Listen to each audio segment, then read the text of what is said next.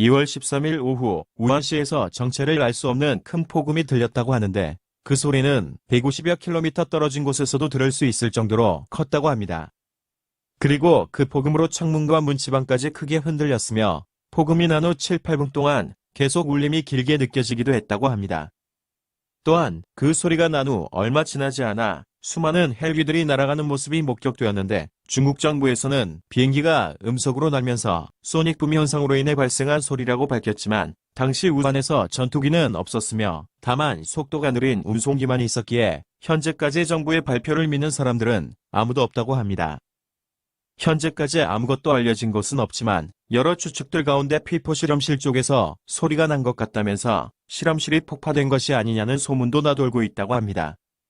그리고 어제인 14일에는 우한시 하늘에 검은 연기가 치솟았는데 현재까지는 가스관이 폭발한 것으로 알려지고 있습니다.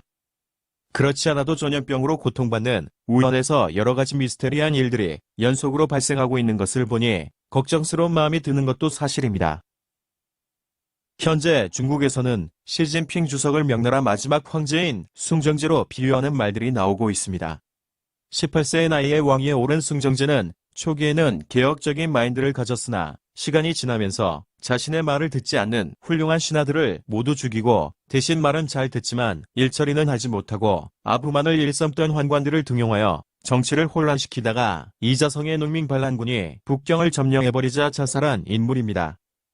시진핑 역시 숭정제와 마찬가지로 자신의 권력을 공고히 하기 위해서 자신의 정적이었던 보시라이, 서재효, 영계하 등을 숙청하였으며 현재 시진핑의 주위에는 시진핑의 눈치를 보면서 그의 말은 잘 듣지만 스스로 일처리를 하지 못하는 간신들만 남았다는 것이 숭정제에 비유하는 이유입니다. 이번 전염병 사태만 봐도 작년 12월 말에 우한시 정부가 중앙정부에 전염병 발생에 대한 보고를 했으나 그 보고를 받았던 중간 관리자들이 모두 시진핑의 눈치만 보고 적극적인 대처를 하지 못했기 때문에 수많은 사람들이 죽어가고 있는 것입니다.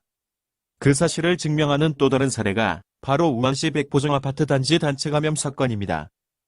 이 사건은 1월 18일에 백보정 아파트 단지에서 열렸던 중국 정부의 정책 홍보 행사의 일환으로 수많은 음식을 준비하여 며칠 전부터 지역민들의 참석을 독려하면서 발생했던 집단 감염 사건이었습니다. 1월 18일이면 이미 중국 정부는 전염병이 돌고 있다는 것을 알고 있었던 시기인데 그 사실을 지역민에게 숨기고 참석을 강요했던 것입니다. 참석하라는 연락을 받은 사람들 대부분은 바쁘다는 핑계로 참석을 거부했지만 가족 중 공산당원이 있는 가정을 중심으로 참석을 강요하며 참석할 때 음식 3가지를 만들어서 오라는 요구까지 했다고 합니다.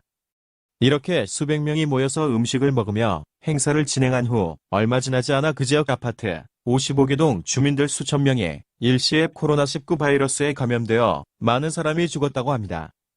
이 소문이 퍼지자 지역 공무원들은 자신들이 질책받을 것이 두려워 집단 감염 사태를 숨기기에 급급했으며 병원 치료나 의료 지원 등 그 어떠한 후속 조치도 취해주지 않았으며 격리 조치만 당했다고 합니다. 그리고 이웃한 지역구는 정부 차원에서 주기적으로 긴급 지원 물품을 지급받는데 유독 백보정 아파트 단지만 물품 지원에서 제외되었으며 현재도 백보정 주민들은 절망 속에서 전염병과 사투를 벌이고 있다고 합니다. 이런 상황에서 현재 우한과 호북성 지역에 의료진이 아닌 장례 전문가들이 전국 각지에서 차출되어 속속 들어오고 있다고 합니다. 그 장례 전문가들을 모집할 때 하루에 최소 8도 이상의 시신을 수습하는데 하루 일당으로 한화로 34만 원을 제시했다고 합니다. 이 소식이 알려지면서 그렇지 않아도 죽음의 공포와 싸우고 있는 사람들이 더 우울해하고 있다고 합니다. 이번 코로나19 바이러스가 확산되면서 길거리나 사무실에서 이유 없이 갑자기 쓰러지는 사람들을 많이 볼 수 있었는데 그 이유는 정확하게 밝혀지지 않고 있었습니다. 그런데 이번 코로나19 바이러스가 폐만 공격하는 것이 아니라 심장, 신장, 위장, 신경계 등 모든 장기를 공격하여 순식간에 장기 기능을 무력화시킨다는 주장이 제기되었습니다.